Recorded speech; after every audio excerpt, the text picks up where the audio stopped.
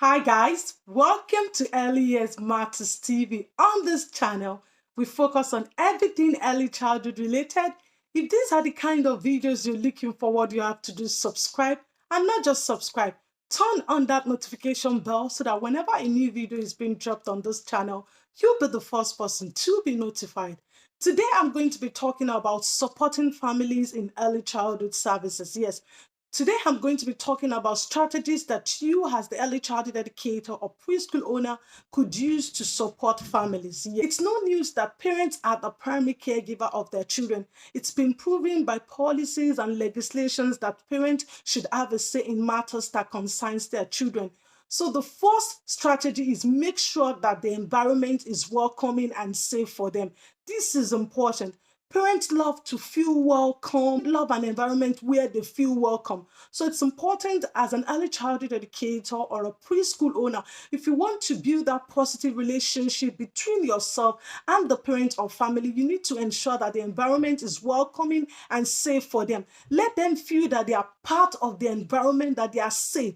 You don't want parents coming in like, oh, they don't want me here, I don't feel like I belong here. So it's important. The first way to go about building that positive relationship is to ensure that the environment is welcoming and safe for them. I tell you, if the environment is welcoming and safe for them, then they feel free to ask you questions, they feel free to talk to you because they know that, yes, I'm welcome here. Whatever I say, they're going to listen to me. I have someone that cares about me. So it's important. The first tip in relation to building that positive relationship is to ensure that the environment, your early childhood environment, is welcoming and safe. Next, you could support family by giving them advice in relation to how they can continue the learning at home. Yes, it's important that learning should be continuous. And this is one thing I do say all the time. It's not that you, as the early childhood educator, it's something you're doing in the preschool and you don't care what the parents are doing at home. There should be connection. Bronfenbrenner biological system states that there should be connection between two microsystems, which forms the mesosystem, which means that there should be relationship between the parent and the early childhood educator. So it's important that you should give the parents advice in relation to how they can continue learning at home with their children, how they can support their children at home. For instance, you could give them a list of storybooks that they could read with their children at home. You could give them tips in relation to activities that they can do with their children at home. When you do this, you're definitely supporting them. And also encourage the parents to ask you questions, because sometimes, parents want to ask questions, or maybe there's cultural differences or language differences there. Maybe there are some barriers that is preventing them, or they're like, if they ask you this question, they don't know how you're going to feel. So you need to ensure that give room for them to ask you questions. This comes with being ensuring that the environment is welcoming for them, that they feel free to ask you questions, that they can talk to you, because they might have something that is bothering them about their children at home. So when they ask you these questions, you might be able to give them advice, parenting advice, because you need to understand that as an early childhood educator, you are an expert in the area of early childhood.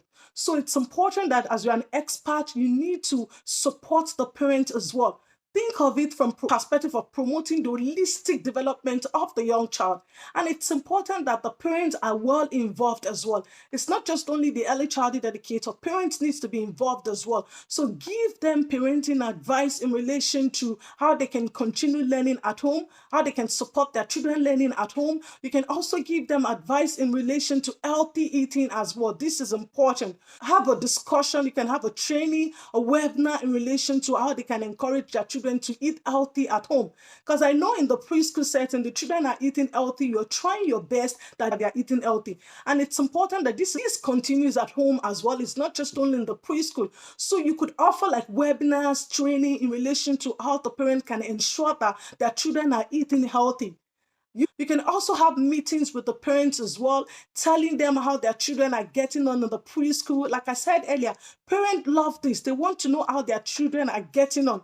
So you could have meetings as well, telling them how their children are getting on in preschool, talk about the strengths of their children, the areas for development. It's important because in relation to the area of development, they can also support their children at home as well. Not just you as the early childhood educator supporting the preschool. The parents need to support their children at home as well. So have meetings with them, look at when it's convenient for them. You might also have to think about some parents that they are working full time, that they might not have the time Monday to Friday. So you might have to look for a time that suits everyone. It doesn't even have to be face to face. It might be online. It depends on when everybody's available. It might be online training, online webinars, that you can talk to them about healthy eating. This is important as well, so that they can continue whatever you're doing with their children in preschool. They can continue at home as well. Parents want to know their children's interests, their children's strengths, their children's needs, so that in relation to their children's interests, they can be able to facilitate this at home as well. So please take note of this point. All right. And lastly, you can direct the parents to where to go to in relation to how they can support their children. So you can direct them to the library, maybe the community services that are there for parents of young children to support them. Because sometimes you also need to understand that parents might not even know where to go to.